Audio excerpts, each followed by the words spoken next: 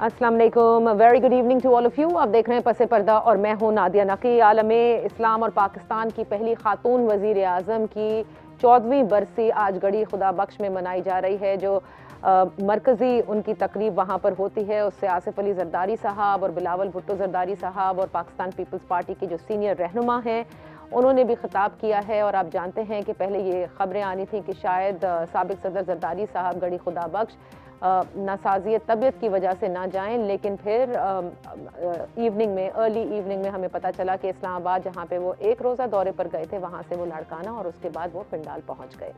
दूसरी जानिब आज जो है वो मुल्क की जो कौमी सलामती की पॉलिसी है, वो तारीखी पॉलिसी जिसका जिक्र वज़ीर आज़म जनाब इमरान खान साहब ने आज किया। आज उन्होंने कौमी सलामती कमेटी की मीटिंग की इजलास की सदारत भी की, जिसके अंदर अस्करी क़यादत भी मौजूद थी, सीनियर वफाकी वज़रा मौजूद थे और उसमें अफ़गानिस्तान के हवाले से और इसके अलावा जो मुल्क में अमन व अमान की सूरत हाल है उस पर गौर भी हुआ। और जो पहली पॉलिसी है वो मंजूर कर ली गई, जिस पर वज़ीर आज़म का ये कहना था कि बड़ी मेहनत से ये तैयारी की गई थी और इसको मंजूर कर लिया गया है और अब तमाम तर जो इदारे हैं उन्होंने मिलकर इसको अमल दरामद इस पर करना है। इसके अलावा जो गुज़िश्ता 4-5 रोज़ से आप देख रहे हैं कि सियासी सूरत हाल का अगर हम जिक्र कर लें तो उसमें क़यास आराइयाँ काफ़ी हैं, जिसमें साबिक वज़ीर आज़म नवाज शरीफ साहब की वतन वापसी के हवाले से बातें जो हैं वो काफ़ी गर्दिश कर रही हैं। और इस पर हम न सिर्फ ये देख रहे हैं कि दीगर जमातें इस पर बयान दे रही हैं, बल्कि गुज़िश्ता रोज़ वफाकी वज़ीर दाखिला शेख रशीद साहब की जानिब से जो बयान आया, उनका ये कहना था कि हमारे सर से हाथ नहीं उठा, इस्टेब्लिशमेंट से ताल्लुकात अच्छे हैं, इमरान खान साहब कहीं नहीं जा रहे और उनकी पॉलिसियां जो हैं वो 20 दिन नहीं बल्कि 20 साल के लिए होती हैं। और इसके साथ साथ उनका ये कहना था कि जिस फॉर्मूले का जिक्र साबिक सदर जरदारी साहब ने किया था, वो जिनका जिक्र कर रहे हैं वो तमाम फॉर्मूले जानते हैं, तो इनसे पूछने की कोई ज़रूरत नहीं थी। बहरहाल ये वो तमाम बातें हैं जिसकी वजह से मुल्क में एक बड़ी अजीब सी कैफियत नज़र आती है सियासी मंजरनामे पर। कोई कहता है कि तमाम तर डील जो है वो होने को है या बिल्कुल आखिरी मराहिल में है, जबकि कुछ ये रिबटल देते हैं कि डील की तो कोई बात ही नहीं हुई है। बहरहाल इन्हीं उम्र पर आज हम बात करेंगे, क्या हकीकत है क्या अफसाना है, और इन तीनों जमातों ने जिस तरह से इन तमाम सूरत हाल के ऊपर रिएक्ट किया है, इससे इस्टेब्लिशमेंट का सियासत में जो किरदार है वो और उभार कर ये सब सामने लेकर आए हैं। अपने मोहतरम मेहमानों का मैं तारुफ कराती चलूँ। हमारे साथ आज होंगे कौमी असम्बली के मेंबर हैं, पाकिस्तान मुस्लिम लीग नून से आपका ताल्लुक है, अली गहर बलोच साहब, आपका बेहद शुक्रिया फॉर ज्वाइनिंग अस। हमारे साथ होंगे सिंध असेंबली के मेंबर हैं फिरदौस शमीम नकवी साहब, आपका बेहद शुक्रिया, पाकिस्तान तहरीक इंसाफ से आपका ताल्लुक। ब्रिगेडियर रिटायर्ड फारूक हमीद साहब हमारे साथ हैं, हमारे तज्जिया निगार, thank you so much for joining us. Brigadier साहब, गुफ्तगू का आगाज मैं आपसे कर लेती हूँ। जो ये सारी सूरत हाल इस वक्त बन रही है, मुल्क की सियासत में जो कुछ नजर आ रहा है, एक कहता है कि हमारे सर पर हाथ है, 20 दिन नहीं 20 साल की पॉलिसियां बनाई जाती हैं, जाहिर है उनका इशारा एस्टेब्लिशमेंट की तरफ है। दूसरा कहता है कि फॉर्मूले मांगे जा रहे हैं, ये तीनों बड़ी जमातों का मैं जिक्र कर रही हूँ। और तीसरा जो है वो जाहिर है डील की बातें कि कुछ होने वाला है और अचानक से हो जाएगा वाली बात सामने आती है। सो इस सब से जो बात बार बार बताई जा रही थी कि एस्टैब्लिशमेंट न्यूट्रल है, एस्टैब्लिशमेंट किसी का साथ नहीं देती, इससे तो ये लगता है कि तीनों जमातें जो हैं वो वेट कर रही हैं and establishment has a major role in all of this.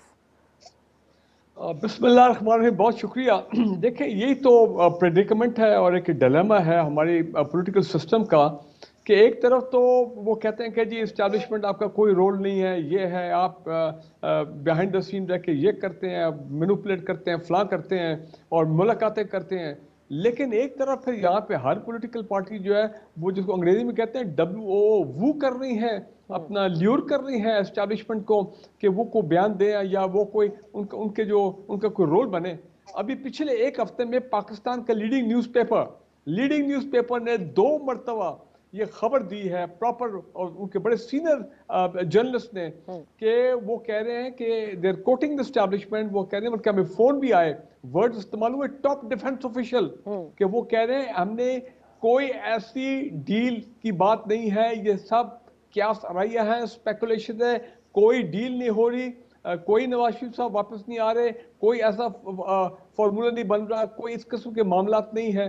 तो देखे ना, ये 2 मरतबा in the last 7 days finally the establishment was, जो मैं भी समझ रहा था कि उनको कुछ ना कुछ कहना चाहिए, तो चले not through the ISPR but by talking to that journalist of the news अखबार, नाम मैं ले देता हूँ, उन्होंने फाइनली इसको अपना कॉन्ट्रडिक्ट किया है और कहा है कि ऐसी कोई चीज़ नहीं है। तो देखें, मैं ये समझता हूँ कि ये इस वक्त इस किस्म की गुफ्तगू से ज़्यादा अनसर्टनिटी क्रिएट हो रही है। हाँ, एक बात है जो शेख रशीद साहब ने कहा, वो बिल्कुल ठीक है। वो बात इसलिए ठीक है कि the establishment has all types of contingencies, has all types of plans, always ready, always updated according to the evolving situation। कि खुदा न खास्ता, अल्लाह न करे, मुल्क में अगर ये हो जाए, कोई नेचुरल डिजास्टर आ जाए, कैसे हमने रिएक्ट करना है, किस फॉर्मेशन ने कैसे रिएक्ट करना है, अर्थक्वेक हो, फ्लड्स हो, फ्ला हो, लॉ एंड ऑर्डर सिचुएशन हो, तो और उसके अलावा ऑब्वियसली नहीं, मेरे आपको लगता है शेख रशीद साहब ने नेचुरल डिजास्टर की बात की है? वो तो मेरे ख्याल से इस वक्त पॉलिटिकल डिजास्टर की बात कर रहे थे। नहीं, देखिए, पॉलिटिकल डिजास्टर अगर खुदा न खास्ता जो कोशिश तो की जा रही है कि मुल्क में एक पॉलिटिकल इंस्टेबिलिटी हो, नजर तो आ रहा है, चाहे वो इंटरनल फोर्सेस है चाहे वो एक्सटर्नल फोर्सेस है, लेकिन उसके लिए भी the establishment has to be ready. Civilian supremacy के लिए है, और वो जो 20 साल की बात की गई है वो नेचुरल डिजास्टर की पॉलिसी के हवाले से कि दे आर रेडी, कलामिटीज आती हैं, कुछ आती हैं। अली गौहर साहब आपकी इस पूरी बात पर मुस्तकिल मुस्कुरा रहे हैं। मेरे ख्याल से अली गौहर साहब आपकी खबरें ही गलत होती हैं। हर बार आप कहते हैं 10 साल का हाइब्रिड निज़ाम, वो 20 साल पर है। आपने सुन लिया शेख रशीद साहब ने क्या फरमाया कल? जी शेख साहब लूज टॉक भी कर जाते हैं, वो जज्बाती। बिस्मिल्लाहिर्रहमानिर्रहीम।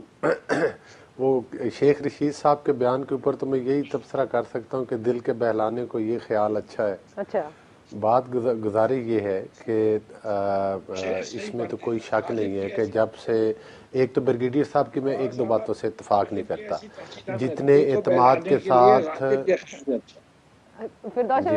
थैंक यू जी। अच्छा चलिए, पहले मेहरबानी आपने दुरुस्त करवा दिया। गालिब की मौत ना वाक़ा हो जाए, यहाँ शेर सही पढ़ लीजिए। अल्लाह ताला आपको सेहत तंदुरुस्ती दे। पिछले दिनों से कुछ बीमार हैं, मैं तो आपके लिए दुआ गो। देखें गुजारिश ये है, हाँ जी, देखें गुजारिश ये है कि जो सूरत हाल है, ब्रिगेडियर साहब की बात से मैं इत्तेफाक नहीं करता। उसकी वजह ये है कि इस्टेब्लिशमेंट का हमेशा से इस मुल्क में किरदार रहा है, बहुत ज़्यादा किरदार रहा है, और जो कि अपनी डोमेन से काफ़ी बाहर आकर मतलब है कि इन्होंने अपना किरदार अदा किया है। अगर जिस तरह से तो ब्रिगेडियर साहब बात कर रहे हैं उससे तो ये लगता है कि जैसे इस्टेब्लिशमेंट ने तो कभी सियासत में कोई कदम ही नहीं रखा, कभी कोई हिस्सा ही नहीं लिया, और इस मुल्क को हमेशा पाकिस्तान अगर 70 सालों में क्राइसिस में रहा है तो वो इस्टेब्लिशमेंट के सियासत में किरदार की वजह से रहा है। और पाकिस्तान की सियासत अगर इंतशार का शिकार रही है और यहाँ की जो असल अवामी लीडरशिप है उसको अगर बार बार जो है मतलब है कि उसको दबाया गया, उसको किसी न किसी हरबे के साथ पाबंद सलासल किया गया, उसको कहीं ना कहीं रोका गया, तो वो उसमें हमारे जो 35-40 साल के दरमियान का पीरियड है जिसमें डायरेक्ट मार्शल लॉ रहे, और 72 सालों में बाकी भी जिस तरह से आजकल एक हुकूमत चल रही है एस्टेब्लिशमेंट की छतरी के नीचे, और जिसका शेख रशीद साहब ने बड़ा साफ जिक्र कर दिया है कि वो हमारी 20 साल की प्लानिंग है। अगरचे ये प्लानिंग तो वही होती है जो मेरे अल्लाह ताला की होती है, वही होती है। तो शेख रशीद साहब ज़ाहिर है इन्हीं हुकूमतों में वज़ीर बनते हैं जो एस्टेब्लिशमेंट के ज़ेर साया बनती हैं, तो वो फिर वो तो दुआ मांगेंगे, 20 से 30 साल की भी मांगेंगे। बात यह है कि हमारा एक मौक़िफ़ है एज अ पार्टी, मैं तो अपनी पार्टी की बात करूंगा और जिन मौजूदा हालात के हवाले से आपने बात की मैं उसका करूंगा। ठीक है कि हमारी पार्टी के हवाले से ये बात यही आप कह रहे हैं कि कुछ दिनों से चर्चे हैं, इधर डील हो गई उधर हो गई। पहली बात तो ये है कि हम डील पर यकीन नहीं रखते। अगर हम किसी डील पर यकीन रखते होते तो फिर मियां नवाज शरीफ साहब को जो है झूठे मुकदमात में जेलों में जाने की क्या ज़रूरत थी। अगर हम डील पर यकीन रखते होते तो फिर हमें मियां नवाज शरीफ साहब को नहल करने की या करवाने की क्या ज़रूरत थी। अच्छा, तो बात यह है कि अब जब के मुल्क इस मोड़ पर आ गया है, असल इशू ये है कि हम मुआशी तौर पर बिल्कुल मतलब है कि तबाही तो मुझे एक चीज बता दें अली गौहर साहब, वो वापस आ रहे हैं नहीं आ रहे हैं? अगर आ रहे हैं तो कैसे आ रहे हैं? देखिए, मियां नवाज शरीफ साहब के बारे में ये भी तो कहा गया था कि जब वो गए थे कि भाई उनके तो जी वो मेडिकल रिपोर्ट्स ही गलत थी। देखिए, वो मतलब ऐसी ऐसी मजायका खेज बातें की जाती हैं। अगर वो रिपोर्ट्स गलत थी तो रिपोर्ट्स करवाने वाला कौन था, उनको बाहर भेजने वाला कौन वापस था? आ रहे नहीं आ रहे अलीगढ़ उनको साहब? मियां नवाज शरीफ साहब वापस आ रहे हैं और इंशाल्लाह आएंगे, और उन्होंने हर सूरत में ही वापस आना था, और वो गए भी अपने इलाज की गर्ज से थे। अच्छा। लेकिन अब इंशाल्लाह ताला वो मियां साहब वापस आएंगे, सियासत में अपना किरदार अदा करेंगे। हाँ, जो हम ये बात करते हैं कि इस्टेब्लिशमेंट अगर इस मुल्क को, चूँकि जो इस्टेब्लिशमेंट ने अपने पत्ते खेलने थे जब वो खेले, तो उसके नतीजे में हमने अपने मुल्क में सियासी और मुआशी इंतशार और तबाही पूरी पाकिस्तानी अवाम ने भी देख लिए। अब इस्टेब्लिशमेंट के पास भी चारा नहीं है कि वो मियां नवाज शरीफ साहब को ना रोके, उनको आईनी और कानूनी तरीके के साथ मुल्क में आने दे।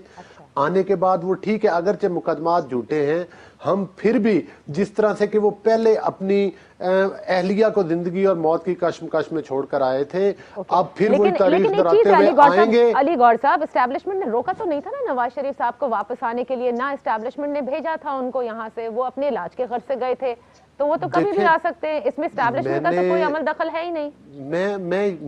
मैं बिल्कुल आपकी बात ही मैं कर रहा हूँ, जो आप बयान कर रही हैं, मैं भी वही अल्फाज कह रहा हूँ कि मैंने कब कहा कि हमें एस्टेब्लिशमेंट ने भेजा था। यही तो मैं कह रहा हूँ कि वो रिपोर्ट्स इनके सामने है। ठीक है। फिरदौस शमीम नकवी साहब, आपकी जमात, वजीर आजम खुद सेम पेज का जिक्र करते रहे कि हमारे साथ है एस्टैब्लिशमेंट।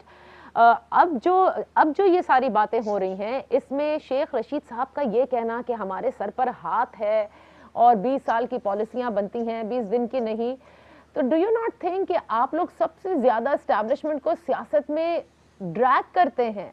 और तासुर ये है कि अब तक वो सपोर्ट है जिसकी वजह से आप खड़े हैं, वरना ये सपोर्ट चली जाए तो शायद आपकी हुकूमत चली जाए। सॉरी, मैं आपके पूरे तजिए से डिसएग्री करता हूं। तजिया नहीं, मैं तो बात कर रही हूँ कि ये तासुर क्रिएट होता है इस तरह की बात से। नादिया, आपने एज तजिया पेश किया, लेकिन मैं बात, पहली चीज, आज अली गौहर साहब ने तारीख को मस्क करने का जितना शानदार नमूना पेश किया, जरा मैं आपको उसकी दूसरी रुख दिखा दूं। जियाउल हक की कोद में पलने वाला, जिल्लानी का चुना हुआ, एस्टेब्लिशमेंट के सहारे तो कहीं आया ही नहीं, है ना भाई? उसको कहा जुनेजो की कमर में चाकू भोंकने वाला, एस्टेब्लिशमेंट की सपोर्ट तो उसको कहीं थी ही नहीं। बेनजीर को आईजीआई बना के और उसके अंदर सारा काम होने वाला, एस्टेब्लिशमेंट की सपोर्ट तो इनको कभी थी ही नहीं। इनका एस्टेब्लिशमेंट से क्या ताल्लुक? इन्हीं ने एस्टेब्लिशमेंट की क्या खिदमत की? इन्हीं ने कब एस्टेब्लिशमेंट को वो किया? ये तो बाकी लोग करते आ रहे हैं। नवाज शरीफ तो दूध के धुले में ना, उससे आगे भी चले। आपने आईजीआई पर आकर ब्रेक लगा दी, उससे आगे भी बताए ना। अब आप अपनी ब्रेक लगा के रखिएगा प्लीज। अच्छा, इस वक्त आज की तारीख में जजों के साथ इस्तेमाल करना, वो तो इनका कोई किरदार ही नहीं। जस्टिस कयूम को फोन करना, ये शमीम साहब से फॉल्स एफिडेविट लेना, backed up with audio recordings पेश करना, अरशद मलिक से उम्रे के वक्त उनके साहबजादे का मिलना, ये तो कोई मैनिपुलेशन है ही नहीं। देखिए, फारूक साहब फौज से ताल्लुक रखते हैं, हमारे मुल्क की वाहिद इंस्टीट्यूशन है। Lack of institution has led to the crisis in the country, और उसकी वजह से ये लोग एक अपना वो रोल प्ले कर रहे हैं जो मैं समझता हूँ उनके रोल से ज्यादा का रोल है, और उसकी वजह से इस मुल्क ने बेतहाशा नुकसान भी उठाया। बार बार मार्शल और मार्शल के बाद कंट्रोल डेमोक्रेसी जो है इस मुल्क की तबाही की सबसे बड़ी कहानी है। तो आज की डेमोक्रेसी कंट्रोल्ड है? आज की डेमोक्रेसी कंट्रोल्ड है? जी, मैं प्लीज मेरी बात मुकम्मल करने दीजिए, फिर मैं आपके इस बात की भी जवाब दूं। आज 1971 में एक मुल्क बना, हमारा एक हिस्सा चला गया उन रेशा दीवानियों की वजह से। इस वक्त पाकिस्तान तहरीक इंसाफ ज़मीनी हक़ाइक़ समझती है। हमने रोज़ अव्वल ये फैसला किया था कि मिलिट्री के साथ हमारे बड़े अच्छे रिलेशनशिप होंगे, and we will try to work out on a single page रह के मुल्क को आगे बढ़ाएं। और हमारी आज भी वही कोशिश है, काविश है। हम जो है रिकॉग्नाइज करते हैं कि military has a special role in Pakistan affairs today और उसको ओवरलुक नहीं किया जा सकता। आप मिलिट्री कहिए, एस्टेब्लिशमेंट कहिए, आप जो कहें, इसके साथ कन्फ्रंटेशन से बेहतर है कि हम एक कंसेंसस के साथ इस मुल्क को आगे लेके चलें। इसका मतलब ये नहीं है कि हम अपने सियासी असूलों को कुर्बान करेंगे, हम अपने तरीके से चल रहे हैं। और मैं शेख रशीद साहब की बात मैंने उस तरीके से सब्सक्राइब नहीं कर रहा जिस तरह आपने बात कह रहे हैं। मैं समझता हूँ उन्होंने एक दुनिया भर की एक तारीखी हकीकत को बयान किया, सिर्फ पाकिस्तान में नहीं, हर जी शऊर मुल्क के अंदर जो नेशनल पॉलिसीज होती है, जो डायरेक्शन होता है, वो तय होता है। ठीक है, मैं एक छोटी सी ब्रेक लेती हूँ। आपने मेरे 3-4 सवालों का जवाब नहीं दिया, लेकिन बहरहाल जहां यहाँ बात हो रही है सेम पेज की और जो इसका आपने जिक्र भी किया, जरा मैं ब्रिगेडियर साहब से चाहूंगी कि वो इस पे जवाब दें। और जो कंट्रोल डेमोक्रेसी आपने खुद कहा, वो आज के दिन कंट्रोल्ड है या नहीं, इसका जवाब लेंगे right after this very short break.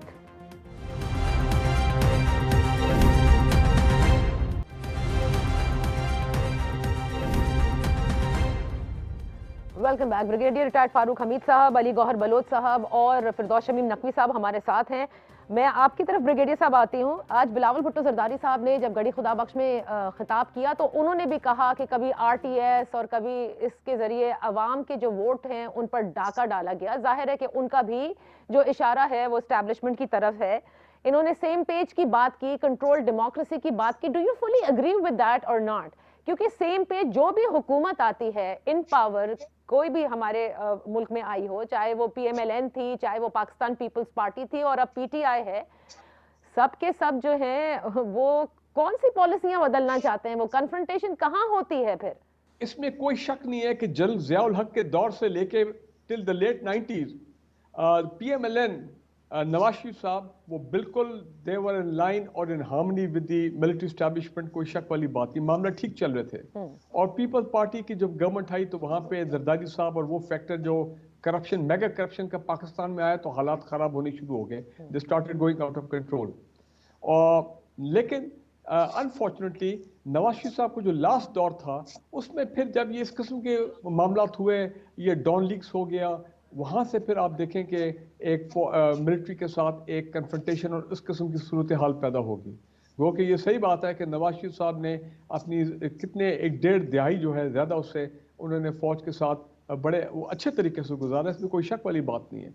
और फौज ने उनको एक लिहाज से ग्रूम भी किया, ये भी मैं आपको बता दूं, उनकी ग्रूमिंग भी हुई थी। जब जनरल ज़ियाउल हक के दौर में क्या हो रहा था, उनकी ग्रूमिंग हो रही थी। तो लिहाजा Sharif family should be very thankful कि जो आज तक वहाँ जो उनका है मकाम पाकिस्तानी पॉलिटिक्स में is because of the space provided by the military establishment. लेकिन बाद में फिर कोई ऐसे लोग आ गए PMLN के अंदर जिन्होंने फिर अपना एक खास एंटी मिलिट्री एजेंडा जो है वो सामने लेके आए, जिससे फिर ये तमाम मिसअंडरस्टैंडिंग और ये चीज़ें पैदा हो गई। मिलिट्री एस्टैब्लिशमेंट ने कभी नवाज शरीफ साहब को या PMLN को कभी नुकसान पहुंचाने की कोशिश नहीं की। अगर नवाज शरीफ साहब को हुआ है अपना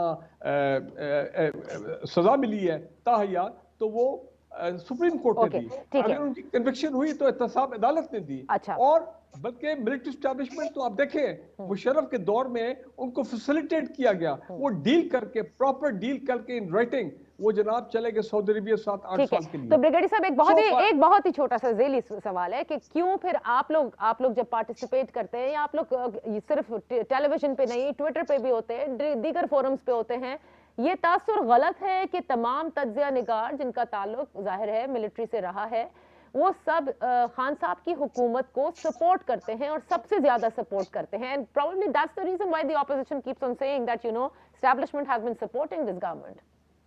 उसकी एक बड़ी वजह यह है कि after many decade you find somebody, क्योंकि नवाज शरीफ साहब के भी केसेस हो गए, जरदारी साहब के सारे केसेस हो गए, जो कुछ सामने आया, तो after very long time we had one person in the name of Imran Khan as a prime minister, जिनको लोग सुप्रीम कोर्ट ने भी कहा कि ये अपना ईमानदार आदमी है, सादिक और अमीन है। तो लिहाजा लोगों में से एक मैं जुमला बोल लूं, हमारे में वो एक सेंस ऑफ, मेरे में भी वो एक सेंस ऑफ ऑप्टिमिज्म थी कि एक ईमानदार शख्स जब पाकिस्तान को लीड करेगा शायद वाकई हालात बहुत बदल जाएंगे।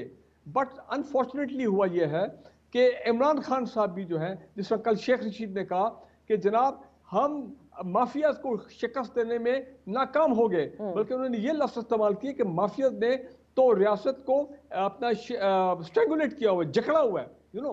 सो उससे बड़ा देखे ना, फिर बड़ा शख्स हम लोग डिमोरलाइज होते हैं कि अगर इमरान खान जो आके और मुल्क की इकोनॉमी की ये हालत है, ईमानदार आदमी, तो फिर ठीक है जी, let's go back to the same old, कि अगर चोर डाकू आते हैं जो भी हों और वो आके फिर दे दें उनको मुल्क का, अच्छा। वो मुल्क को चलाएं और शायद पाकिस्तान बेहतर हो जाए अंडर द रूल ऑफ चोर तो अच्छा ठीक है, तो हालात ऐसे खराब नजर आ रहे हैं कि जिसकी वजह से फिर इक्तफा करना पड़ेगा। जी अली गौहर साहब, ये वोट को इज्जत दो की जो बात है ना, वो आप लोगों का जो बयानिया है आजकल जो कुछ भी हो रहा है ना कि ये आ जाएंगे, नवाज शरीफ साहब आ जाएंगे, बिल्कुल आ जाएंगे और सब ठीक हो जाएगा और वो मुल्क की बागडोर संभाल लेंगे, डील्स की बातें हो रही है, आपके उस बयानी का फिर क्या होगा? पहली बात तो ये है कि इतना ही काफ़ी है, जब जावेद हाशमी साहब पीटीआई में चले गए, नून लीग छोड़ के, फिर जिस तरह से उन्होंने पीटीआई को छोड़ा और जो उन्होंने स्टोरी उन्होंने बयान की वो पूरी पाकिस्तानी कौम ने सुनी और देखी। एस्टेब्लिशमेंट जिस तरह से वक्त तब्दील होता गया, एस्टेब्लिशमेंट ने अपना तरीका वारदात भी तब्दील किया। देखें, दो चीज़ों को हमें अलग अलग करके सोचना होगा। फौज एक अलग किरदार है, एस्टेब्लिशमेंट का सियासत में एक अलग किरदार है। अगरचे वो लोग फौज में ही बैठे हुए हैं, अगरचे जाहिर है वो एक पाकिस्तान का एक ताकतवर तबका है, जिनके रूट्स बड़ी स्ट्रॉन्ग हैं, जो चीज़ों को कंट्रोल करते हैं, और हर चीज़ ने अदालती मामलात की कली खोल दी गई कि किस तरह से अदालतों को कंट्रोल किया जाता है। अरशद मलिक वाले वाक़े ने, जस्टिस नसीम हसन शाह साहब जो रिटायर्ड चीफ जस्टिस पाकिस्तान, उनके बयान ने, जस्टिस सिद्दीकी के बयान ने, इन सारों ने पर्दा चाक कर दिया कि अदलिया में क्या कुछ, किस तरह से उनको प्रेशराइज करके फैसले लिए जाते हैं। फिर जो हमारे पिछले जिन्होंने मियां नवाज शरीफ साहब को सज़ा दिलवाई, जो चीफ जस्टिस साहब थे साकिब निसार साहब, और जिन्होंने मतलब है कि इसको सादिक और अमीन का लक़ब दिया, वही सादिक और अमीन पूरे पाकिस्तान ने देखा कि डस्का के मकाम के ऊपर वोट चोरी करते और करवाते हुए पकड़ा गया अपने चीफ मिनिस्टर के साथ। उसमें सुप्रीम कोर्ट्स ने भी कुछ जजमेंट्स दी, उसमें इलेक्शन कमीशन ने भी जजमेंट्स दी, वही इनको आईना दिखाने के लिए। आप डायरेक्टली प्राइम मिनिस्टर को क्यों इसमें इन्वॉल्व कर रहे हैं अली गौहर साहब? देखें, मैं बिल्कुल वो किसने, क्यों हुकूमत पंजाब में किसकी है और किन के ऊपर से डायरेक्शन देने वाला कौन है, और दोबारा इलेक्शन हुए, आप जजमेंट्स पढ़ के सुनाए ना निकाल के, जो इलेक्शन कमीशन ऑफ पाकिस्तान की हैं और सुप्रीम को, उन्होंने तो डायरेक्ट एलिगेशन ही इनकी हुकूमतों पर लगाया था उस इलेक्शन का। और उधर भी ये पकड़े इसलिए गए थे कि वो वारदात ये एज हुकूमत डायरेक्ट डाल रहे थे, उस वक्त शायद एस्टेब्लिशमेंट इनके साथ इन्वॉल्व उस इलेक्शन में नहीं थी, इसलिए ये रंगे हाथों पकड़े गए, क्योंकि अनाड़ी चोर थे। अगर अपने मास्टरमाइंड कोच को साथ रखते तो शायद ना पकड़े जाते। दूसरी मैं ये गुजारिश करूंगा कि जो इस वक्त मुल्की हालात हैं जिस नेट पर पहुंच चुके हैं, देखिए आरटीएस सिस्टम किसी से ढका छुपा हुआ नहीं है, ईवीएम के जरिए साजिश कौन कर रहा है ये किसी से ढकी छुपी हुई नहीं। अगर मियां नवाज शरीफ साहब ये कहते हैं कि मैं वापस आकर, उन्होंने तो पहले भी फेस किया था ना, मैंने पहले वाला दिया कि अपनी बीवी के साथ तो कोई जब जिंदगी और मौत की कश्मकश में हो तो उस वक्त तो बंदा खुदा ना खास्ता कोई सियासत के लिए ड्रामा तो नहीं कर सकता ना। वो छोड़कर आए, किस लिए आए थे? उन्हें पता था कि मैं कैद भुगतने जा रहा हूं, अब समझते हैं कि वापस आएंगे, जेल में जाएंगे और इस सब को फेस करेंगे।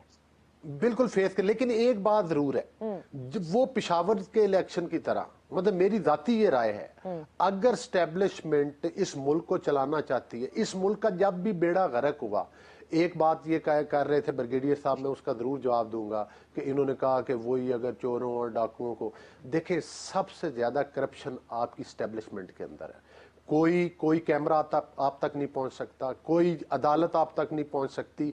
पाकिस्तान के अरबों खरबों रुपए आप खाते हैं, हड़प करते हैं, पाकिस्तान को कंगला करते हैं। इतना संगीन इल्जामात, मतलब पहले आप नाम लिया करते थे, पहले नाम लेते थे, अब जो दिल चाह रहा है आपका आप बोलते जा रहे हैं। ऐसे ना करें ना। मैं नाम ले रहा हूँ, नाम ले, मेरी बात मुझे ये बताएं, मुझे नाम किसका ले, किसी के ऊपर को केस बनाए, ये नैब का इदारा किसने बनाया था? परवेज मुशर्रफ ने बनाया था। आप एहतसाब शुरू करें तो सही, आपको हर दूसरा बंदा यही कुछ करता हुआ एहतसाब शुरू किया तो है ना तहरीक इंसाफ ने, देख तो रहे ना कि किस किस्म का क्या नतीजे निकल रहे हैं। ये इंतकाम है, ये अच्छा। विक्टिमाइजेशन है, ओके। ये नैब गर्दी फिरदौस है, शमीम ये नकवी नैब साहब, गर्दी है। फिरदौस शमीम सुप्रीम नकवी कोर्ट साहब। ऑफ पानी, एक सेकंड नो, हो गया, सारे सुप्रीम सेकंड कोर्ट हो गए। ऑफ अली गौहर सुप्रीम साहब, court of this is- Pakistan, supreme मेरी- कोर्ट ऑफ मेरी बात पाकिस्तान सुने, ने अली गौहर सुप्रीम साहब। कोर्ट ऑफ पाकिस्तान ने ये कहा था कि नैब वो इदारा है जो ताकत के टूल के तौर पर इस्तेमाल किया जाता है, जो ओके, इस पार्टियां वक्त- बनाने और तोड़ने के लिए इस्तेमाल किया जाता है। ये कोई मैंने बात नहीं की, ना कोई आपने बात अच्छा, की है, अब ये सुप्रीम मेरी कोर्ट बात ऑफ सुन लें। पाकिस्तान ने बात की है। हमने आपकी बात सुन ली ना, अब जरा फिरदौस शमीम नकवी साहब को बोलने दीजिए इसमें। फिरदौस शमीम नकवी साहब, एहतसाब आप लोगों की हुकूमत ने इसी नारे से स्टार्ट की थी,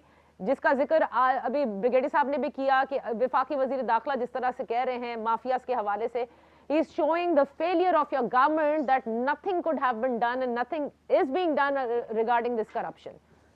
Yes. नादिया, पहली चीज तो ये कि मेरे मासूम भाई अली गौहर साहब के उससे ज्यादा बड़े हीरो नवाज शरीफ साहब माफी मांग के सऊदी अरेबिया क्यों गए थे अगर इतने बड़े मुहिब्बे वतन थे? उस वक्त तो उनकी सेहत का मसला नहीं था, वो भी जुल्फकार अली भुट्टो की तरह जेल में रहते, जबरदस्ती भेजा गया था, मुल्क से निकाला गया था नकवी साहब, नहीं सर, नहीं सर, जबरदस्ती भेजा गया था। माफीनामा ओ साइन नहीं हुआ, नहीं नहीं मंजर आम पे आ चुका है। भेजा, जब एक मंजर बंदे आम को, पे एक आ लीडर चुका को है। आप सियासत नहीं करने देंगे मंजर और गन आम पॉइंट पे आ पर चुका भेजेंगे है, तो वो तो माफ फिर जान तो बचाना हर किसी का हक है ना। अच्छा अच्छा, नादिया, देखिए, मैं- एक मिनट अली गौहर साहब, अब उनको बिल्कुल बयान करने दें, उन्होंने आपकी बात बिल्कुल तहम्मुल से सुनिए जी। जरूर। पहली चीज तो ये है, तो नवाज शरीफ साहब कितने मासूम हैं। वो उस कतरी खत की हर दफा, हुदैबिया पेपर में कतरी खत, हेलीकॉप्टर केस कतरी खत, पनामा केस कतरी खत, ये है वो सबूत, ये है वो मनी ट्रेन, ये है वो पैसे, लेकिन अदालत में कुछ नहीं पेश कर सके। और जब अदालत इनको सिसिलियन माफिया कहती है और एक जज नहीं कहता, 5 ने कहा कि आगे चले तो इन्होंने मिठाइयां बांटी, उस वक्त इनको समझ में नहीं आया जज में। एक जज को कह सकते हैं, 7 जजों को नहीं कह सकते। मेरे भाई, आपका लीडर कंडेम हुआ है, आपका लीडर ने जो अभी किया है जस्टिस शमीम के साथ, उसको ही डिफेंड कर लो। ये कुछ जो उसने जुनेजो के साथ अपना किया था उसको एफिडेविट डिफेंड दिया और कर वो लो। उस पर कायम है। नहीं कायम, एफिडेविट अपने दफ्तर में लिखवाया, वो झूठी खबर है, तरदीद आ गई है। बताएं इनको नादिया साहिबा, अच्छा। उसकी तरदीद का भी बता दें। मुझे तो कल तक तो नहीं आई थी, आज आई हो तो मुझे नहीं है। कल तक आज तो वो आ गई, उन्हीं की आ गई है कि वो झूठी खबर थी और चलाई गई है, और तमाम जो तजिया निगार है उन्होंने उसके ऊपर अपने वीलॉग्स भी किए और Anyway, कर दिया है। उसकी ऑडियो टेप डॉक्टर्ड है, वो भी आ चुका है, फॉरेंसिक एविडेंस, जिसको आप लोग इतना पब्लिसाइज करते हैं। मैं इतने मासूम लोग नहीं है ये लोग। जो आपका सवाल है कि अगर इस मुल्क को आगे बढ़ना है, हमें इसको ज्यादा से ज्यादा इंस्टीट्यूशंस बनाने की जरूरत है। इस वक्त जुडिशरी जो है, जिसकी सपोर्ट देते हैं लाहौर हाई कोर्ट, वो इनकी जिसे लगता है मातहत है, इसलिए कि 34 साल से इन्होंने पूरी ब्यूरोक्रेसी, एग्जीक्यूटिव में, जुडिशरी में अपने पॉलिटिकल फ्रेंड्स को दाखिल किया हुआ है, और उसका सबूत खुद राना शमीम के बेटे ने एक्नॉलेज करते हुए कहा। और आप सिटिंग जजेस of the Lahore high court पर ये इल्जाम ये लगा एक रहे जगह नहीं है। हैं। हाँ, फिरदौस शमीम नकवी साहब, आप सिटिंग जजेस of the Lahore high court, उन पर आप इल्जाम लगा रहे हैं। मैं overall judiciary of Pakistan has failed to live up to the expectations of the people of Pakistan. यहाँ करप्शन के खिलाफ कोई महाज नहीं चलने दे रहे। They are providing protection to the corrupt. अच्छा, बिल्कुल, चीनी चोरों, आटा चोरों इसलिए को कि इन्हीं ने प्रोटेक्शन हो रही है। शादी प्राइम में- मिनिस्टर उनका सरगुना है, खुद खाता है उनके जरिए, अपनी एटीएम के जरिए। कि चाहे कोई प्राइम मिनिस्टर हो, मैं बाहिसियत पाकिस्तानी एक बात मैं तो इमरान चाहे न्याजी की इमरान बात कर खान रहा को हूं ना अगर भाई। मिलती है वो भी गलत। अगर इमरान नकवी खान साहब, को आप बताएं ना प्रोटेक्शन कि देंगे चीनी वो भी चोरी गलत। और आटा चोरी का बेनिफिशियरी कौन है? इमरान खान न्यादी नहीं है तो और कौन उसके है? ऊपर इंक्वायरी चल रही है। आपके दौर में तो कोई इंक्वायरी नहीं होती थी। अच्छा, ठीक है। अच्छा, अब हमारी तो छोड़िए। फिरदौस शमीम नकवी साहब, आपने आपका इब्तिदा में डेमोक्रेट, आपने अच्छा, आपका don't get into communist, this. आपके ज़माने में एक मिनट, फिरदौस शमीम नकवी साहब, जहां से हमने स्टार्ट किया था जरा वहीं वापस आ जाए ना। आपने कहा कंट्रोल डेमोक्रेसी रही है पाकिस्तान में। What about today? आपकी जिस जमहूरियत को इस वक्त आप लीड कर रहे हैं, क्या ये कंट्रोल्ड है? मेरे ख्याल से हाइब्रिड तो जरूर है। एक मिनट, सॉरी, कम अगेन, दोबारा कहेगा, आपकी आवाज नहीं आ रही थी मुझे। मैं कह रहा हूँ हाइब्रिड तो जरूर है अगर कंट्रोल नहीं है। हाइब्रिड तो जरूर है अगर कंट्रोल नहीं है, ये बड़ा अहम बात आपने कह दी है। मैं एक ब्रेक ले लेती हूँ, ब्रेक शुक्र से है वापस आकर नकवी साहब ने सच तो बोला। तो ब्रिगेडियर साहब जो है अब बताएंगे कि अब बताइए कि आप कैसे कह सकते हैं कि एस्टैब्लिशमेंट जो है वो न्यूट्रल है। ये जिस 20 साल का जिक्र है, those are different kind of policies and nothing to do with politics. Why are we still staying in denial after this break?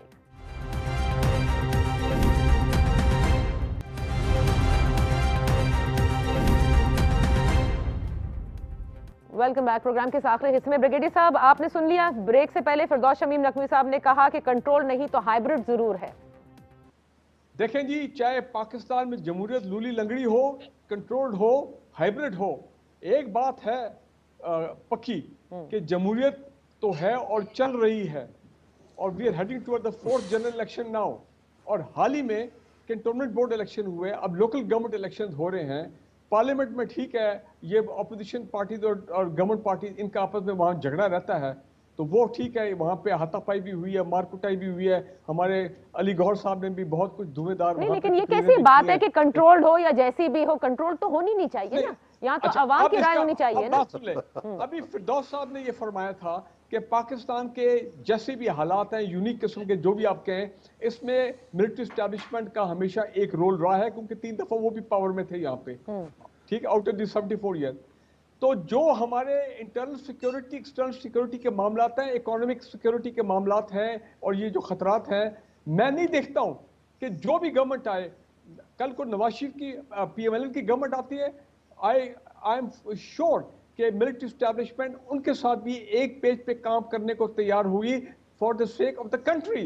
और अगर आप कहते हैं NAB is all for political exploitation और ये तमाम मैनिपुलेशन, तो वही FIA, फिर वही शहबाज शरीफ साहब 16 अरब का, और जो उन्होंने तारीखी एक डॉक्यूमेंट तैयार किए 7 वॉल्यूम रेफरेंस, वो उन्होंने किए। माय पॉइंट इज दिस, देखें, ये अली गौहर साहब बात माने कि हमारे लोग जो करप्ट लोग जो हैं, या जो भी आप उनको कहें, जब वो आ जाते हैं तो फिर they know how to exploit the legal system, they know how to pressurize the judicial system. Okay. They know how to pressurize the bureaucracy, the police, तमाम इदारे। एंड अब मैं लास्ट जुमला कह रहा हूँ, उनमें और माफियाज में कोई फर्क नहीं है। अब ये लास्ट चीज कहते हुए जरा ये लास्ट चीज कह दीजिए, ये बताइए, आज बिलावल भुट्टो जरदारी साहब ने भी ये कहा कि हमें किसी डील की जरूरत नहीं, हम कभी डील नहीं करते, हमारी डील सिर्फ अवाम के साथ है। व्हाट वुड यू से? अब अगले इलेक्शन EVM पे आएंगे इंशाल्लाह, चले मानते हैं RTS फेल हो गया, EVM पे आएंगे। EVM को मिलिट्री एस्टैब्लिशमेंट डिजाइन ने तो नहीं की ना, government of Pakistan ministry of science ने डिजाइन किया। अब इलेक्शन कमीशन कराएगा, जो उसमें आ जाए, PMLN आ जाए, नो प्रॉब्लम, PTI दोबारा आ जाए, do you see Nawaz Sharif साहब कमिंग बैक? देखें, मैं समझता हूँ ये एक बड़ा डिसेप्शन वाला नैरेटिव चल रहा है PMLN की तरफ से, और माफिया जो है वो डिसेप्शन के माहिर होते हैं, ये भी मैं बता दूं, सॉरी फॉर यूजिंग दिस ये बात कहने की। और वो ये है कि उनको जब पता है कि वहां से उन्होंने वैसे बेदखल हो जाना है, उन्होंने वापस आना है, वहां से भी भागना है, तो why not create this narrative कि हम तो वोट के लिए आ रहे हैं, हम तो आवाम की खातिर के लिए आ रहे हैं। चलें, सही है, डिसेप्शन क्रिएट कर रहे हैं और आपने टर्म कर दिया है इनको माफियाज। चले अली गौहर साहब, हरकतें तो माफिया वाली है कि वजह उनके वापस आने की, जैसे शेख रशीद साहब कह रहे थे कि वो जो एक डॉक्यूमेंट है उनका ट्रैवल डॉक्यूमेंट वो इशू कर देंगे, क्योंकि वहां तो वो आप केस भी लड़ रहे हैं, इसी वजह से उन्हें मालूम है कि वो वापस आना ही आना है उन्होंने। देखिए, एक तो जो बात कर रहे थे ना शहबाज शरीफ साहब के हवाले से ब्रिगेडियर साहब, गुजारिश ये, एक तो चले आज के प्रोग्राम में ये तो एक हो गया कि हाईब्रिड वाली एक चीज़ तो सब तस्लीम कर गए ब्रिगेडियर साहब समेत कि पाकिस्तान एस्टेब्लिशमेंट का सियासत में एक किरदार हमेशा रहा है और हमेशा वो एक नेगेटिव किरदार रहा है। दूसरी गुजारिश ये है कि जो शहबाज शरीफ साहब का केस है, शहबाज शरीफ साहब इनका है ना, इनके लिए नेगेटिव है ना ब्रिगेडियर साहब। शहबाज शरीफ साहब की जो बात की है, शहबाज शरीफ साहब अदालतों को फेस कर रहे हैं, शहबाज शरीफ साहब अदालतों को फेस कर रहे हैं और वो फेस करेंगे। वो उनको उन्होंने किसी, देखें ना आप नकवी साहब खामोश हो, जो NRO जो NRO आपने वो अपने दिया था बाजवा, आसिम बाजवा साहब को, वो जो पिज़्ज़ा के पैसे अरबों रुपए निकाल के दिहाड़ी लगा के निकल गए, जिन लोगों के जजीरे हैं जिनको कोई नैब का इदारा नहीं पूछता, लेकिन शहबाज शरीफ साहब फेस कर रहे हैं, नवाज शरीफ साहब फेस कर रहे हैं, और आपके केसों की कली जो है वो मैंने पहले बताया, आपकी वीडियो जो आ चुकी है, जो जजेस की वीडियोज आ गई हैं, वो सारी आपके सामने आ चुकी हैं। जिन एविडेंस का आप बार बार जिक्र करते हैं मेरे भाई, कोर्ट ऑफ लॉ के अंदर उन्हें पेश होना है। खाली उनको कह देने से कि एविडेंस आ गया है, ये वीडियो आ गई है, ये ऑडियो आ गई है, बिल्कुल उससे कोई फर्क नहीं पड़ता ना। बिल्कुल it has to be in the court. बिल्कुल नादिया, मैं ये कह रहा हूं कि अदालतों को हम फेस कर रहे हैं, हम जिस चीज को समझेंगे कोर्ट में लेकर जाएंगे, लेकिन एक अदालत अवाम की भी लगी हुई है। जो कंटोनमेंट बोर्ड के इलेक्शन हो तो वो वहां से क्लीन स्वीप होती है नून लीग के हक में, मतलब है कि ये सारे किक आउट होते हैं जो ये कठपुतली हुकूमतें बनाने वाले और मतलब बनने वाले भी। और जब ज़िमनी इलेक्शन होते हैं पूरे पाकिस्तान में तो 14 ज़िमनी इलेक्शन ये इनकी बनाई हुई एस्टेब्लिशमेंट की बनाई हुई कठपुतली हुकूमत हारती है। तो हम दोनों अदालतों में जा रहे हैं। अच्छा ठीक है, आप दोनों अदालत में, अवाम की अदालत में भी जा रहे हैं और कानून की अदालत में भी जा रहे हैं। मैं सिर्फ एक चीज पूछना चाह रही हूँ, ब्रिगेडियर साहब ने कहा कि आप लोग डिसेप्शन क्रिएट कर रहे हैं कि नवाज शरीफ साहब is coming back, is that true? नहीं, बिल्कुल नवाज शरीफ साहब कोई इसमें कोई दूसरी राय नहीं, वो इंशाल्लाह उन्होंने वापस आना था। हमने कब कहा कि उन्होंने वापस नहीं आना? अगर वो प्रोलॉन्ग करना चाहते तो अभी भी 1.5-2 साल प्रोलॉन्ग कर सकते हैं। जी, फिरदौस शमीम नकी साहब, अली गौर साहब की आपने बात सुन ली, क्योंकि बहुत कम वक्त रह गया। I just want to know कि आपको लगता है कि नवाज शरीफ साहब वापस आ रहे हैं, और अगर आ रहे हैं तो कैसे वापस आ रहे हैं? किसी रिलीफ के तहत, किसी डील के तहत? क्या ना करता, इसलिए क्या जाएंगे कहाँ? कहते हैं ना, जिथे दी खोती उठी आन खलोती। आना तो यही है ना इस मुल्क में, कहीं और की तो नेशनलिटी नहीं है। अगर सियासत करनी है तो इस मुल्क के पाकिस्तान में करनी है।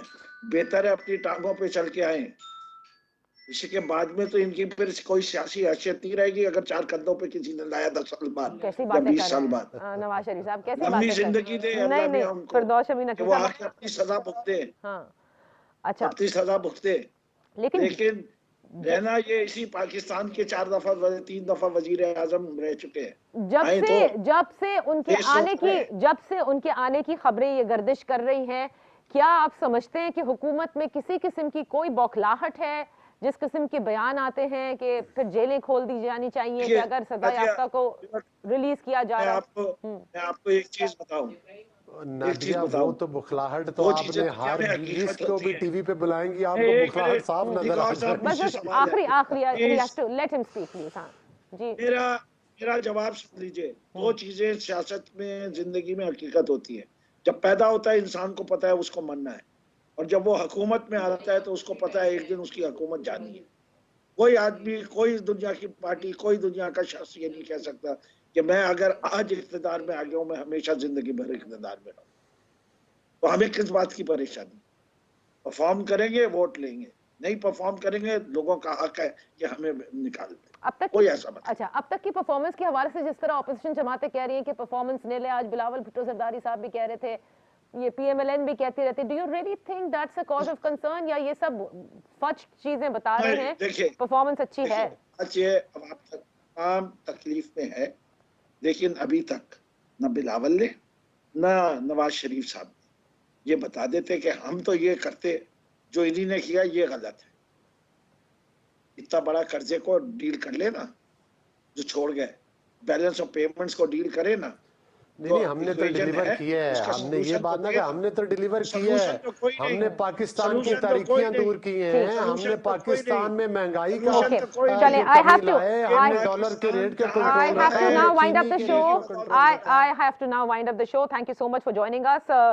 सियासी कयास आराइयाँ अपनी जगह जारी हैं। बहरहाल परफॉर्मेंस ऑफ द गवर्नमेंट, इसके ऊपर सबकी नज़रें भी मरकूज़ हैं, और एक बल्दियाती इंतखाबात का जो फर्स्ट मरहला था उसके नताइज के बाद ये सारी सूरत हाल जो है वो डेवलप होती नज़र आ रही है। देखते हैं आगे क्या होता है। इजाज़त दीजिए, इंशाल्लाह फिर आपकी खिदमत में हाजिर होंगे। अपना ख्याल रखिएगा। अल्लाह हाफ़िज़।